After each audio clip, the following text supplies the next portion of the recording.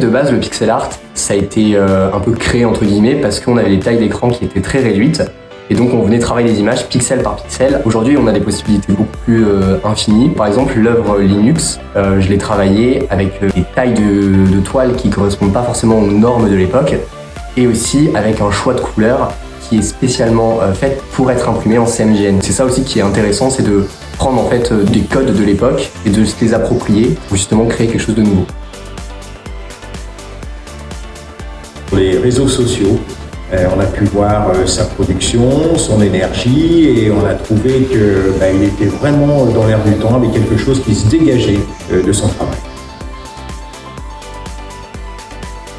Donc je suis à la fois inspiré des jeux rétro des années 90-2000, mais aussi d'éléments qui nous entourent. Par exemple pour les villes que j'ai réalisées, c'est des places de mon enfance.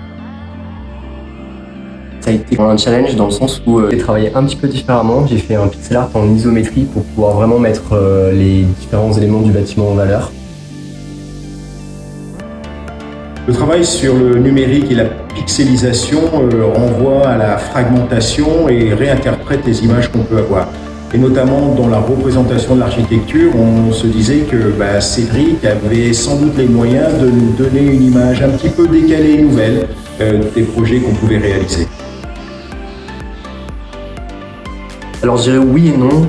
Oui pour certaines illustrations par exemple, parce que c'est très simple de lui demander de générer une image, mais non dans le sens où aujourd'hui il y a aussi la vision de l'artiste qui compte, et surtout par rapport au pixel art, c'est quelque chose qui est très minutieux. Je pense que l'idée c'est peut-être d'aller vers une série, une récurrence, de façon à ce que lui comme nous on puisse grandir ensemble et partager cet amour de l'art et de l'architecture. Bon merci de m'avoir reçu et à la prochaine.